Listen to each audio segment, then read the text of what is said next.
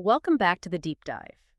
If you spend any time online, well, you know this topic is absolutely everywhere. It's that promise of escape, isn't it? The ultimate financial goal, passive income. We see the headlines, we see people, on the beach supposedly making money, but honestly, for the vast majority who try it, it stays a dream. We've been digging into the source material for today, mastering the passive income mindset, and right away, the author really challenges us.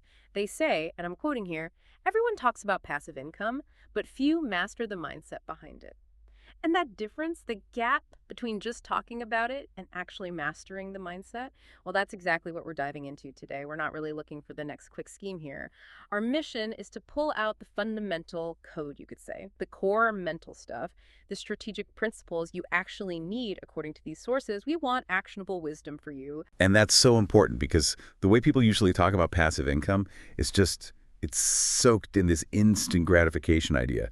So if you're feeling maybe overwhelmed, or perhaps you've tried and it didn't work out because you expected results like overnight, this deep dive, I think, is going to be really grounding. We're kind of redefining the whole concept, moving it away from luck, away from those quick fixes, and putting it squarely where it belongs.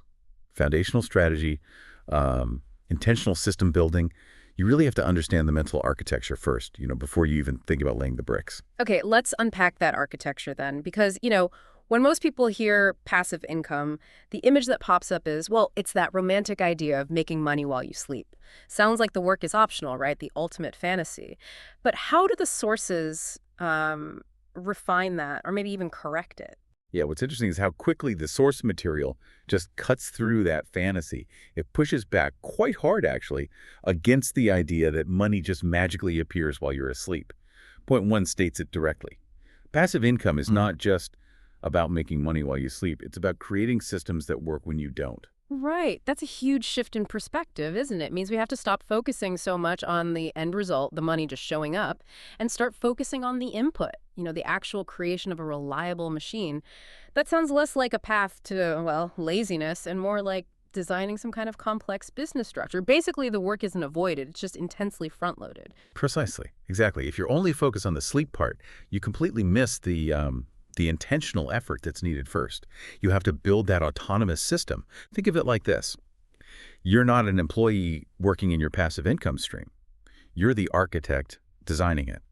And whether that system is, say, a complex digital product funnel, or maybe an automated investment thing, or even a solid rental property operation, it has to be robust, repeatable, and designed so it needs minimal intervention after you launch it. So that initial creation, the setup phase, that's fundamentally active, often demands a huge amount of intellectual investment. Okay, but I want to push back a little on the word passive itself for a moment. If the setup is that intense, if it needs detailed system design and all this upfront effort, Yeah. how does the source draw the line between this and just starting a regular active business? Because that also needs intense upfront work. That's a fair question. And a difference really lies in the scaling and the reliance on your time. See, an active business usually relies on you constantly trading your time for revenue. If you stop showing up, well, the money typically stops too. A true passive system, as these sources define it, is built specifically to decouple your time from the money-making function. You build the course once, it potentially sells for years. You set up the automated trading bot once, it runs on its own rules. The goal is growth that isn't tied directly to you putting in more hours. It's about building assets that hold value and work without needing you there constantly. Right, that clarifies the system architect idea a lot, designing for autonomy. But here's where I think a lot of our listeners, the curious ones, the learners who just soak up information, often get stuck. Once they decide, okay, I'm going to build systems, they get hit by this wave of ideas, just so many options out there. They see 10 different paths and maybe try to launch 5 at once, a blog, a course, maybe try drop shipping, look into rentals, start a social media thing. What does the source say about strategy here? How do you avoid that classic information overload, that trap that just kills momentum? Oh, that's such a critical point. It comes down to resource allocation, specifically your focus. That common pitfall, sometimes called shiny object syndrome, where you try to stack multiple streams right away, it almost always leads to everything being sort of half-finished, under-resourced. And none of them actually get to that autonomous state we talked about. The counter strategy is laid out in point 2. It's very structured, very methodical. It basically advises, instead of chasing every new idea, focus on building one stream until it's solid, then stack the next. Focus, then stack. I like how practical that sounds. But for the listener who's maybe feeling impatient, trying to build financial freedom quickly, doesn't that kind of go against diversification? You know, in finance, we're always told, don't put all your eggs in one basket. So why does the source say focus 100% on just one stream at the beginning? Isn't that actually riskier? Well, the argument in the source materials that trying to diversify too early isn't really risk management. It's just spreading your effort too thin. You risk failing in, say, 3 areas instead of guaranteeing success in one. These early-stage passive income systems, they need enormous, undivided energy to actually reach that autonomous state. If you split your time and focus, none of them get the dedicated attention they need to become, well, solid. And we need to define solid too. The source suggests it meets 2 key tests. 1, it's reliable. That generates predictable returns, more or less, without you having to be involved daily. And 2, it's repeatable, meaning you can actually use the profits and what you learn building it to fund or speed up the next stream. So if stream A still needs you managing it intensely every day, it's not really passive yet. And jumping to stream B then just multiplies your active workload and pushes financial freedom further away. Okay, that makes sense. So the intense focus at the start is actually what enables successful stacking later on. You create one successful blueprint, basically, then you can rinse and repeat.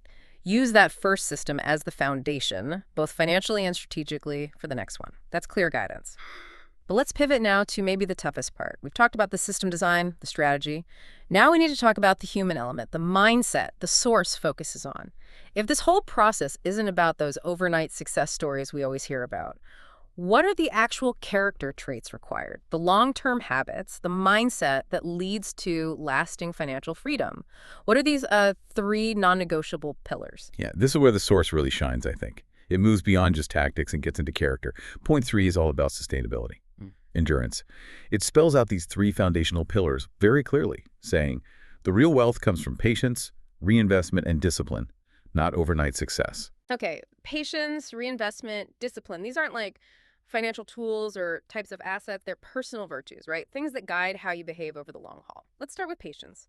In a world that's all about instant everything, next day delivery, instant answers, how does the source frame the role of patience in building these systems? Patience here is defined as the ability to keep maintaining the system even when the results are slow or small or seem delayed, which, frankly, is usually the case in the early stages of almost any passive system. Most people quit, maybe after 6 months or a year because the returns just don't seem to match the effort they put in up front. Patience is the virtue that carries you through what some call the valley of despair. And what's interesting about patience in this context, it shows up practically as resisting the urge to constantly check your numbers. If you're logging in every single day to see if your little algorithm made $5, you're basically treating your passive system like a slot machine. The source suggests patience means giving the system time to actually mature, without constantly tweaking it based on anxiety.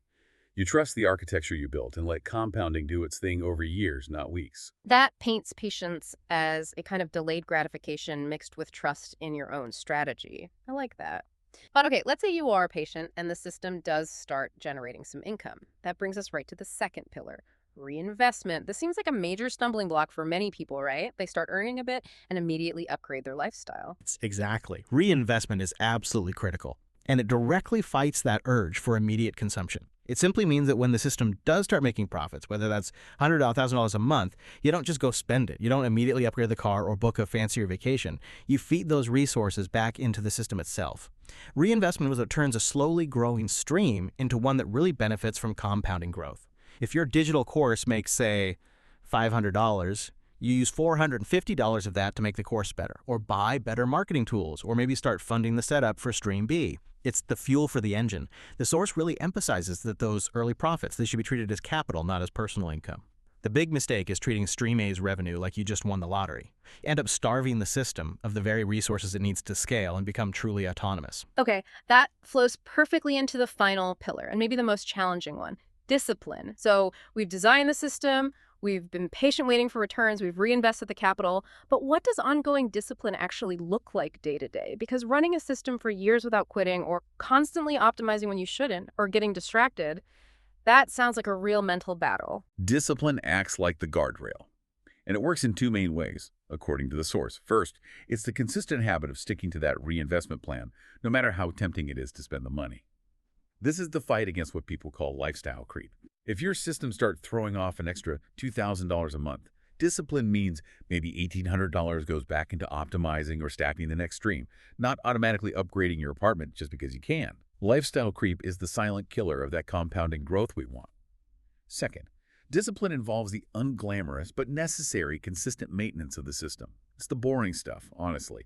Checking legal compliance, maybe auditing your software integrations, maintaining a rental property structure, all that necessary upkeep that keeps the system truly autonomous in the long run. The source is clear. Passive income systems need active maintenance, even if they don't need your active day-to-day management. Discipline is choosing that boring, sustainable action over the exciting, immediate reward again and again. Wow. Okay, so if we try to boil down the source material we've discussed, it really does flip the common script on passive income, doesn't it? It demands systems that you build through intentional, heavy, front-loaded effort. It requires a strategy of intense focus on just one stream until it's genuinely solid before you even think about stacking the next one. And then the long-term success, the sustainability, it's all anchored in the consistent application of patience, reinvestment, and discipline. For you, the listener, maybe if you're feeling stuck on that treadmill of failed passive income attempts, this focus on the mindset, on these character traits, rather than just knowing about specific investments, it feels like a huge and probably necessary realignment. It suggests the real measure of success isn't just how much money you made this month, but maybe how disciplined you were in sticking to your plan. Absolutely. And the ultimate goal promised by the source isn't some frantic, unsustainable hustle. It's achieving the calm path to financial freedom. And that calm path comes directly from having a robust system that's maintained by, well, robust character. Which leads us right to that final provocative thought for you to consider as you process this deep dive. If the real goal is this calm path to financial freedom, what daily habits related specifically to discipline, not just saving money, but discipline in, say, not constantly checking your metrics or sticking rigidly to your reinvestment schedule. What habits must you prioritize today to make sure the system you're building, or even just planning, actually works tomorrow? It really comes down to building those internal pillars of character first, before you try to build an external financial structure on top of them. That is a challenging thought and a perfectly targeted question for some self-reflection. A really serious deep dive into the true cost and the real requirements of passive income. Thank you for walking us through these core ideas. My pleasure. Always good to discuss. We'll see you next time for the next deep dive.